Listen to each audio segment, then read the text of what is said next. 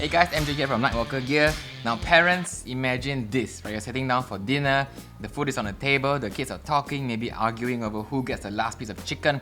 Then suddenly, boom, everything goes black. The lights cut out, the entire house is pitch dark. You hear the scraping of the chair, and then the chaos starts. Your youngest child starts crying, someone spills a drink, and then while you're trying to calm everyone down, you're also trying to fumble in the dark to find your flashlight. Now this is exactly what happened to me last year when my entire block lost power. No warning, no time to prepare. Looked outside and every unit was completely dark. The whole neighborhood had lost power. So that's when I realized if my kids weren't ready for this, I'll be dealing with their fear, searching for my own light, and trying to get everything under control all at the same time. So I decided to do something about it. I figured out a way to get my kids prepared so they wouldn't panic when the power went out. Instead of screaming or running to me, they know exactly what to do, where to go, and how to find their own flashlight. I even turned it into a game so that they actually enjoy learning. And at the end of it, they had their own blackout kit with a light that was safe, easy to use, and always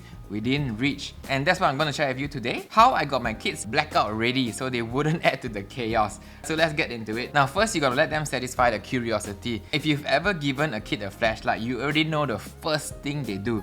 Shine it straight into their eyes every single time. So before I even taught my kids what to do in a blackout, I had to get that out of their system. So I let them play with the flashlight, shine it at the wall, shine it under the blanket, bounce it off the floor, off the ceiling to see how the light works, and then I showed them why not to look directly at it. Instead of telling them, I made them feel it. So I had them hold their hand in front of their faces and then shine the light at their palm. The beam bounced back onto their eyes, making them squint. Place the light right in the middle of your palm. Within seconds, they could feel the heat. If it's this hot on your hand, what do you think it will do to your eyes? If you burn your eyes, can you see anymore? And that's when they understood. So there's no need for lectures, no need for warnings, just a hands-on lesson that made the point crystal clear. From that moment on, the flashlight stopped being a toy and it became a tool. Next is the blackout drill. How to turn panic into confidence. So the thing with kids is, they learn best when it feels real. So instead of just telling them what to do, I let them experience it. I staged a blackout. I turned off all the lights at home and said, okay, the power's out, what do we do? And of course, chaos. They panicked at first, but after a few rounds, they started figuring it out on their own. And that's when I made it fun. One of the things I did was a flashlight treasure hunt. I hid some of the toys around the house, handed them their flashlight, and then let them go and find in the dark. And so this got them comfortable moving around using just their light. And the next thing is, where's your flashlight drill? So randomly I asked them, if the lights went out right now, where is your flashlight? If they didn't know, we had to fix that problem. Then I ran surprise drills. On one random night, I turned off all the lights for 2 minutes and just watched what they did. If they panicked, we have to work through it. If they grabbed their flashlight and moved like pros, then they were ready. So the first time they freaked out, they were totally useless in an emergency. But after a few drills, they handled themselves well. And when the power actually did go out again, they didn't even flinch, they just moved to get their light. So next question is, should kids have one flashlight or two? How to set it up? So this is what worked best for us. We have a home kit, a flashlight that they own that stays in a fixed spot for emergencies. Maybe their bedside drawer, a place that they know, okay, there's always a flashlight there at home. Then second is the outdoor kit. If they go camping, hiking, or just love running around at night, a separate light for them to bring out is a good idea. Now if you prefer a one light system, say if you only have one flashlight per kid, then make sure they always know exactly where it is. Because a flashlight that is somewhere is the same as having no flashlight at all. So now that they know what to do, the next step is making sure they have the right gear. Not all flashlights are safe or practical for kids, so I kept it simple and went with two models that checked all the boxes, the Nitecore MT2A Pro and MT1A Pro. So here's why. These are small and lightweight, easy to hold. A kid's flashlight should be narrow and light, something they can comfortably hold and grip for long periods without getting tired. Lights like the upcoming ones like this, very chunky. Look at the size difference. So this is not suitable for kids, okay? It's too heavy and too bulky for their tiny hands to hold.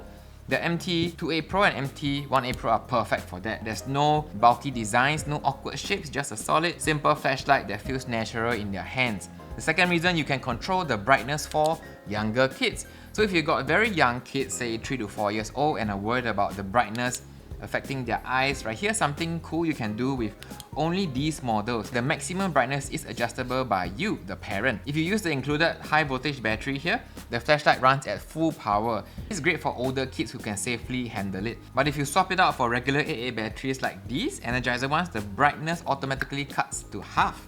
Okay, so there's no setting to mess with, no complex adjustment, just swap the battery and you've instantly made it kid friendly. So now instead of 1000 lumens, it turns on at 500 lumens. Okay, so how about built-in battery lights? Isn't it easier?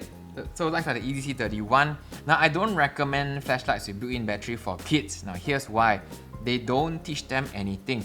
A light with AA battery teaches them where to find batteries when they run out. You know, you can find AA batteries in TV remotes, in the drawer, at a hardware store. You can go down to a local Walmart. You can dig in clocks, right, to salvage AA batteries. This teaches them how circuits work as well. You remove the battery, the light dies. You put it back in, the light turns on. It also teaches them resourcefulness. In an emergency, you can't always find a USB-C to recharge something, but AA batteries, they are everywhere. We kind of take charging cables and power banks for granted nowadays. Kids who learn basic battery knowledge early on will be far more prepared and capable when they need to be. The fourth reason, you can lock them out easily without any confusing button combinations. So here's what I taught my kids. As long as you slightly untwist the tail cap, the circuit is broken. The light won't turn on. The battery life is preserved and is safer for transport and storage. I also showed them what happens when you insert the battery the wrong way. The flashlight won't turn on.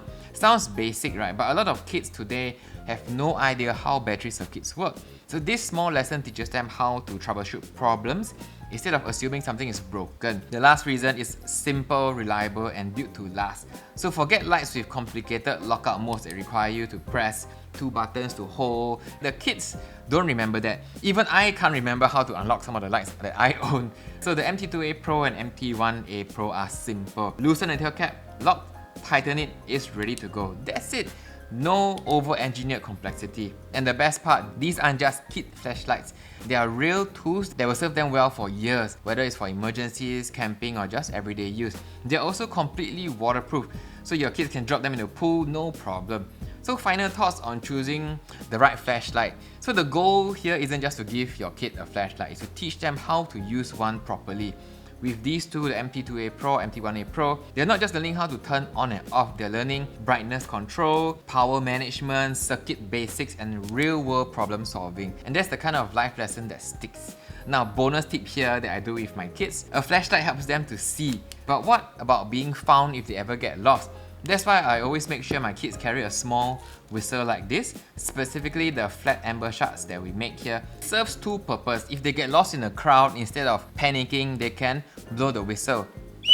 The high-pitched sound cuts through noisy malls, playgrounds, or any busy area, making it easy for you to locate them fast. If they're lost in the dark and they can't get their flashlight, a whistle is the fastest way for you to hear where they are, even if they can't see their way to you. And these, they glow in the dark. So if the power cuts out and they can't find their flashlight, they can still find the whistle and use it to get your attention. So my final thoughts on the subject. You know, emergencies aren't just about what happens. They are about how we react and how our dependents react. So if your kids learn how to handle a blackout calmly or an emergency, it's a skill that carries over to everything else. They learn problem solve, they stay composed, and they take action without waiting for you to do it for them. So when something goes wrong, your whole family moves efficiently instead of reacting chaotically. No more scrambling, no more panicking, just quick action and peace of mind. If you want to share this with friends and family, I've compiled everything I've mentioned here in a easy to download PDF. Link to that and all the lights here mentioned are in the description box below. Alright, so here's my challenge to you. Right, tonight, cut the light for 2 minutes and see what your kid does. If they panic, it's time to set up their blackout kit. If they handle it like a pro, right, then you've done your job. And if you try it, drop a comment and let me know how it went. Hit the like and subscribe if you want more practical, real-world ways to make your family more prepared. I'll see you in the next one. MJ signing out.